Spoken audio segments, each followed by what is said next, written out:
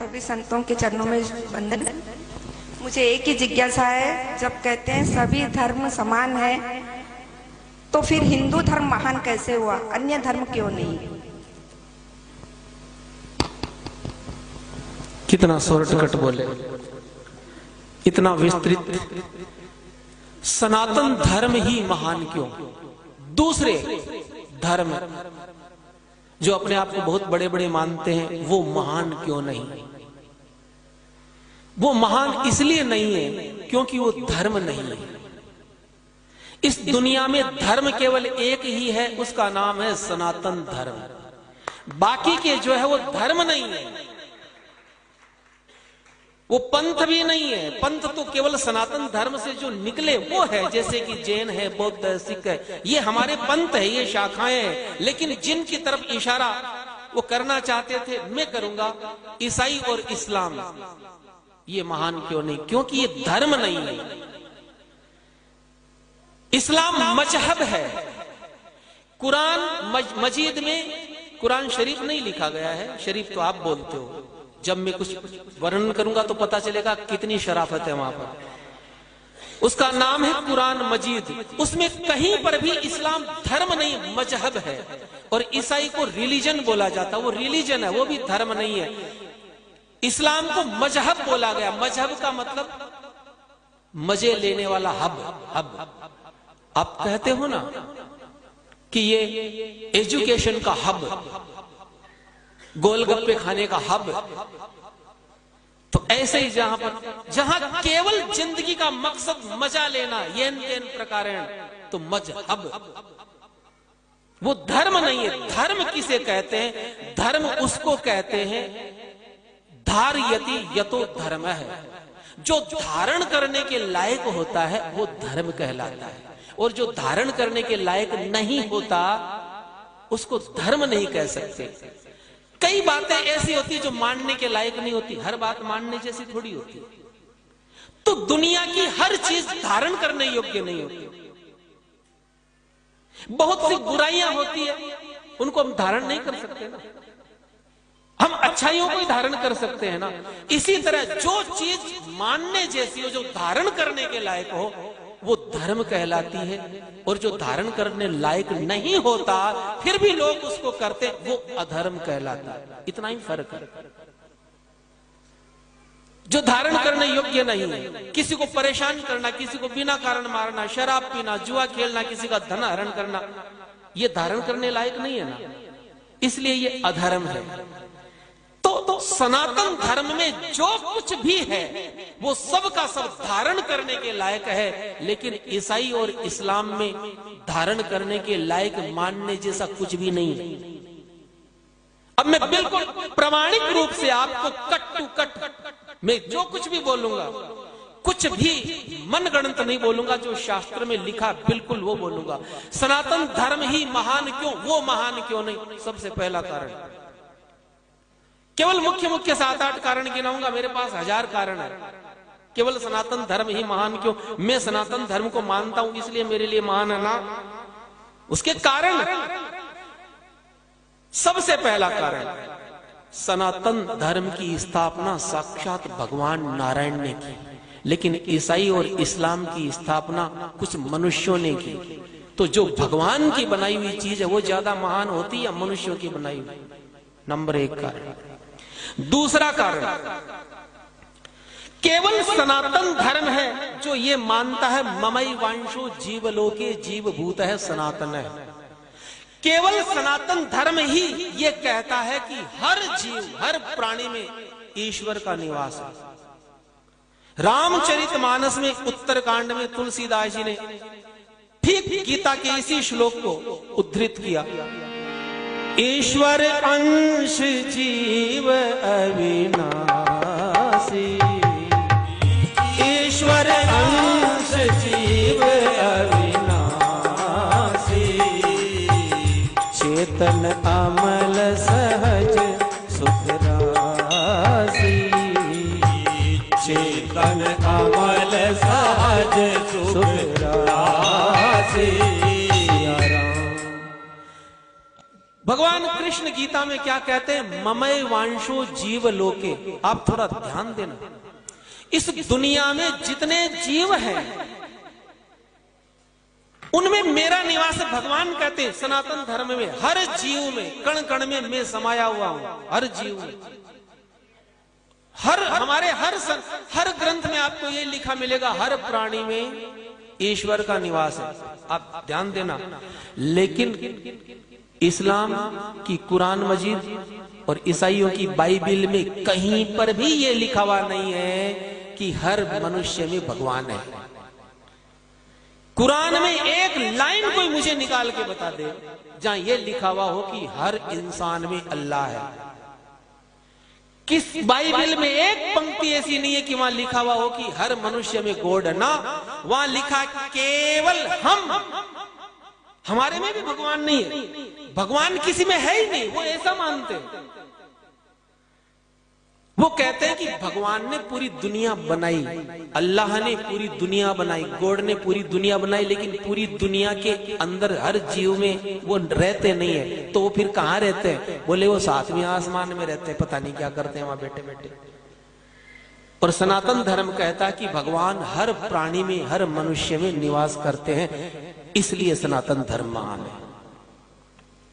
तीसरा कारण, केवल हिंदू धर्म में, केवल सनातन धर्म के ग्रंथों में यह बात लिखी गई है, सर्वे भवन्तु सुखिनः, सर्वे सन्तु निरामया, सर्वे भद्राणि पश्यन्तु मां कश्चित् दुःख भाग भवेत्। केवल सनातन धर्म कहता कि हर प्राणी सुखी हो, दुनिया का हर प्राणी सुखी हो। सर्वे भवन्तु सुखिनः, सर्वे सन्तु निरामया। केवल सनातन धर्म कहता वसुधैव कुटुंबकम, सारा संसार एक परिवार है, सब एक पिता की संतान। ध्यान देना शब्दों पर। वसुधैव कुटुंबकम, विश्व बंधुत्व, सर्वे भवन्तु सुखिनः, ये कौन कहता है? ये हम कहते हैं।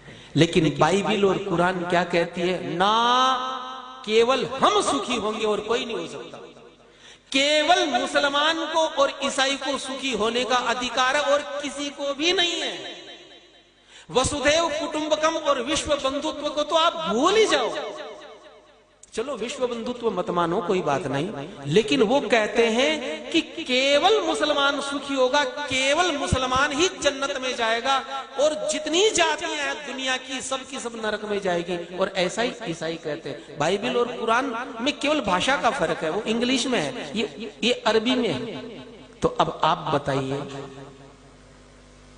चलो आप दूसरों को सुखी होने की कामना मत करो, लेकिन जीने तक का अधिकार नहीं है। हम तो कहते हैं कि सब जिंदा रहेंगे, सब सुखी रहेंगे, और वो कहते हैं कि क्योंकि तुम मुसलमान नहीं हो, तुम ईसाई नहीं हो, इसलिए तुम्हें जीने तक का अधिकार नहीं, सुखी रहना भाईचारा तो दूर की बात। और ये पंक्तियां लिखी गई है, मैं आपको क्रमशः बता दूंगा कहां कहां लिखी गई है। इसलिए सनातन धर्म महान है। दूसरी चीज, अगली चीज में आपको, हमारे यहां पर सनातन धर्म कहता परोपकार है पुण्याय पापाय परपीड़नम। फर्क देखिए, सनातन धर्म कहता परोपकार करना चाहिए, दूसरों का उपकार करना चाहिए, परहित सरिस धर्म नहीं भाई, पर पीड़ा सम नहीं अधमाई। दूसरे को पीड़ा देने के समान कोई पाप नहीं है और दूसरे का उपकार करने के समान कोई पुण्य नहीं है। लेकिन वो इस दुनिया में, इस पृथ्वी पर सबसे ज्यादा परोपकार का काम अगर कोई करता है तो सनातन धर्मावलंबी ही करता है। आप लोग गौशालाएं खोलते हो, आप लोग मंदिर बनाते हो, इस दुनिया में सबसे ज्यादा भंडारे हिंदू लोग चलाते हैं, इस दुनिया में सबसे ज्यादा आई कैंप आप लगाते हैं, आप लोग अनाथ आश्रम खोलते हैं, स्कूलें खोलते हैं, और कभी ये नहीं पूछते कि तू किस जाति का है, मैं तेरी सेवा करूं कि नहीं करूं। लेकिन कभी आपने किसी मुसलमान को आई कैंप लगाते देखा, रक्तदान शिविर लगाते देखा? कभी आपने कोई धर्मशाला खोलते देखा? कभी कोई भंडारा लगाते देखा? क्योंकि वहां लिखा गया है, ये मैंने पढ़ा है, वहां परोपकार की कोई कल्पना ही नहीं है। वहां केवल एक ही कल्पना है, केवल मुसलमान का साथ देना। और जितने भी काफिर है, काफिर किसको कहते? काफिर यानी जो इस्लाम को नहीं मानते, जो कुरान को नहीं मानते वो सारी जातियां काफिर कहलाती है, चाहे कोई भी क्यों ना हो। तो उसमें स्पष्ट लिखा गया कि किसी काफिर की न तो मदद करना, न मदद करवाना, न किसी से दोस्ती करना, न अपने पास रहने देना, न उसको जिंदा छोड़ना। तो सनातन धर्म केवल परोपकार की बात करता, सेवा की बात करता, इसलिए सनातन धर्म महान है और दूसरा कोई महान नहीं है। अगला कारण, सनातन धर्म कहता है सब बराबर है, हर मनुष्य बराबर है। विद्या विनय संपन्ने ब्राह्मणे गवि हस्तिनी सुनी चैव स्वपाके च पंडिता समदर्शिन है।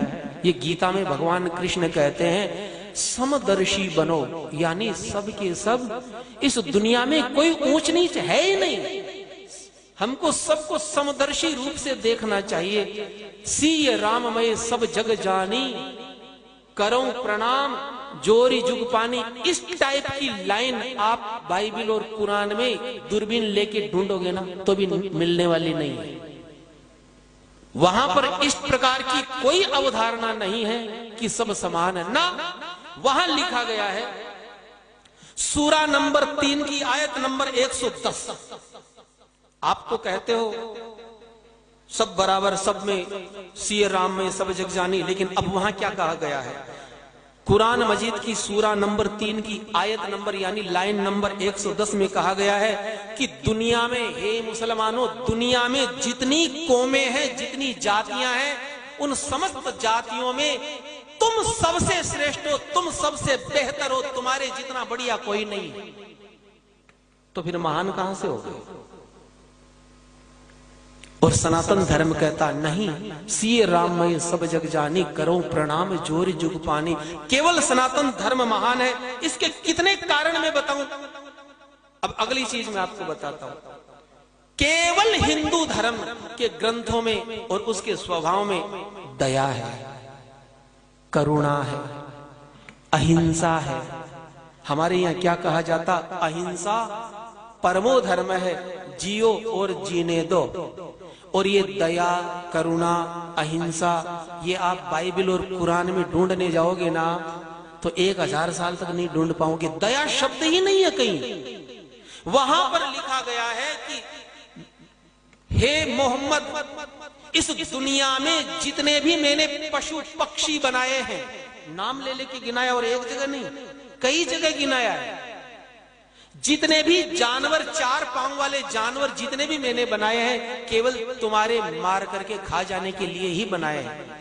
और कई जगह बताया समुद्र के जीव मैंने तुम्हारे मार कर खाने के लिए बनाया। मैंने पक्षी विध विध प्रकार के तुम्हारे केवल मार कर खाने के लिए बनाए हैं। केवल एक जानवर को नहीं खाना है, वो है सूअर, उसको छोड़ देना। और दूसरा, जो मरा हुआ जानवर हो पहले से, उसको नहीं खाना।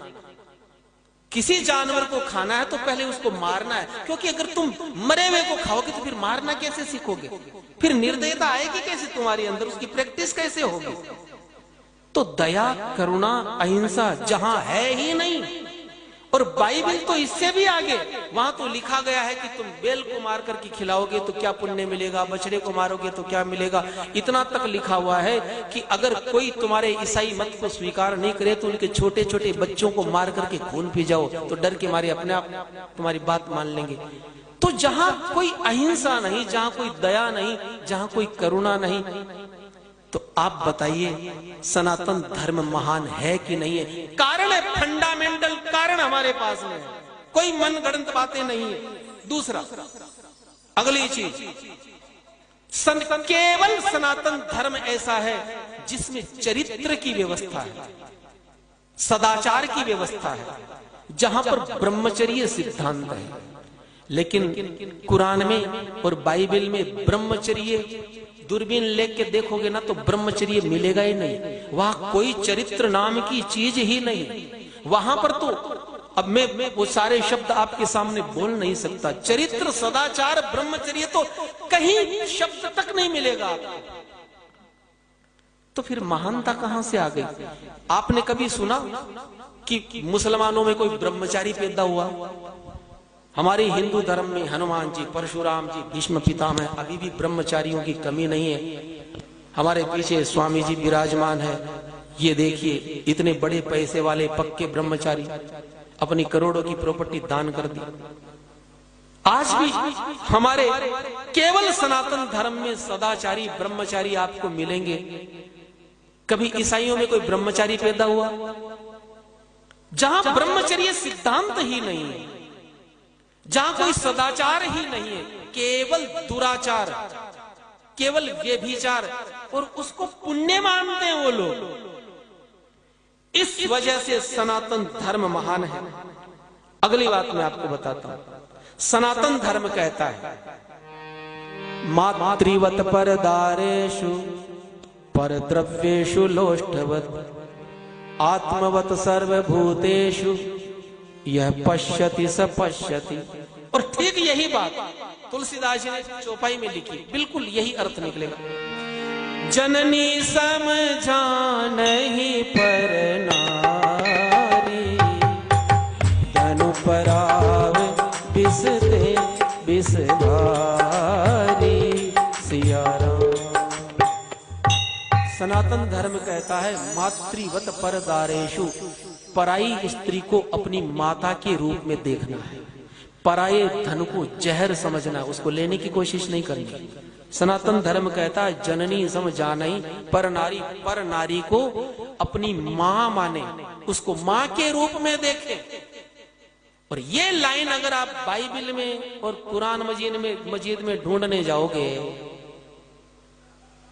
सारे सेकुलर लोग भी पीछे पड़ जाए ना तो भी इस टाइप की लाइन नहीं मिलेगी। वहां स्पष्ट लिखा हुआ है केवल जन्म देने वाली स्त्री तुम्हारी मां है, और कोई औरत तुम्हारी मां न तो मां के जैसी है न वो मां हो सकती। बिल्कुल साफ मना कर दिया गया।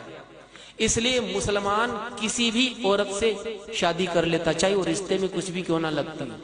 वहां ससुर बहू का हलाला कर देता, वहां देवर भाभी को नहीं छोड़ता, वहां बाप बेटी को नहीं छोड़ता। अगर मैं लाइन लगा करके नाम लेना शुरू करूंगा तो बहुत समय हो जाएगा। तो जहां पर परिस्त्री को न बहन माना जाता न मां माना जाता, आप उनको महान मानने की कोई कोशिश कर सकता है। अब पराये धन की ये तो चलिए, ये तो हुई इनकी बात। ये तो अपनी औरतों के साथ उनका बर्ताव है। अब दूसरे मतावलंबियों की औरत के साथ क्या बर्ताव करना, स्पष्ट वर्णन है वहां पर। सूरा नंबर 2 की आयत नंबर 223, उसमें लिखा हुआ है कि हे मुसलमानों, औरत क्या है, औरत को किस नजरिए से देखना है। तो वो कहते हैं कि औरत तुम्हारी खेती है। माँ बहन यत्र नार्यस्तु पूजन्ति रमन्ति तत्र देवता, ऐसी कोई कल्पना आप सोच मत लेना। वहां केवल हिंदू धर्म में है कि जहां स्त्री की पूजा हो, इसलिए वहां पर कोई देवी हुई नहीं आज तक। पैगंबर हुए लेकिन कोई पैगंबरी हुई कभी, जब होने ही नहीं दिया किसी को। वहां स्त्री केवल मैंने क्या कहा, मजहब है। वो कौन सा हब है, वहां होने ही नहीं दिया किसी को। कोई देवी, कोई सती, कोई पतिव्रता ईसाई और मुसलमान में कभी हुई कोई आपने सुना? और आपसे पूछा जाए सनातन धर्म में तो आप सैकड़ों नाम गिना दोगे। हमारे यहां आकर तो सोनिया गांधी भी हो गई सती, उसने भी दूसरा विवाह नहीं किया। ये इस भारत भूमि का पुण्य प्रभाव है। मत बजाओ तुम ताली। तो अब सूरा नंबर 50 की आयत नंबर 10 में दूसरे मत की औरतों के लिए क्या लिखा गया, आप सुनिए। वहां स्पष्ट लिखा गया है कि काफिर औरत की कभी इज्जत मत करो। अब ध्यान दीजिए, हमारे यहां पर तो आप देखिए शिवाजी महाराज के वहां किसी मुसलमान की लड़की को पकड़ के लाए, ऐसे सम्मान भिजवाया। अमर सिंह अकबर के उस सेनापति की लड़की को ले आया, ऐसे सम्मान भिजवाया। और यहाँ कुरान मजीद कितनी बढ़िया बात कहती है, सूरा नंबर 50 की आयत नंबर 10 में कि हे मोमिनो, काफिर औरतों की कभी इज्जत मत करना, क्योंकि वो इज्जत करने के लायक नहीं है। तो बोले काफिरों की जितनी स्त्रियां हैं, अब ये हदीस में लिखा गया कि जितनी भी औरतें गैर मजहब में मैंने बनाई है, वो केवल तुम्हारे आनंद उठाने के लिए ही बनाई है। जब इस प्रकार की बातें पढ़ाई जाएगी मदरसों में और छोटे छोटे बच्चे पढ़ करके जब निकलेंगे तो रेपिस्ट नहीं बनेंगे तो क्या बनेंगे? बीमारी की जड़ कहां है? मैं कहता हूं 1000 साल पहले अगर कुरान मजीद को पढ़ लेते हमारे धर्म गुरु और हमें बता देते तो 1000 साल की गुलामी इस देश में होती ही नहीं, क्योंकि आप लोगों ने सबको अपने जैसा समझा। हम ये सोचते हैं कि सब धर्म समान है, हम अपने जैसा सबको समझते हैं, हमारे जैसा दुनिया में कोई नहीं है। अगली चीज हमारे यहां कहा गया पराया धन कभी नहीं लेना, पराये धन को विष के समान समझे।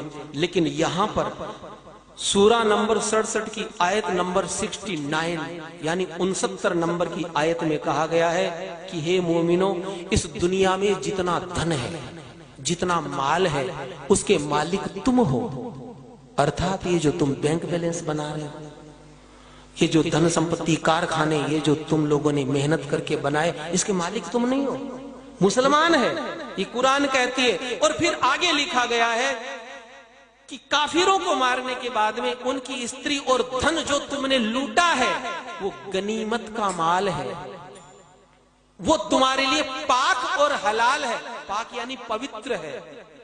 जहां पर लूटने को, रेप करने को पवित्र कार्य माना जाता हो, तो आप बताइए कहीं महानता, इनको आप धर्म कह सकते हैं? इसलिए सनातन धर्म महान है। जय श्री राम। अगला प्रश्न।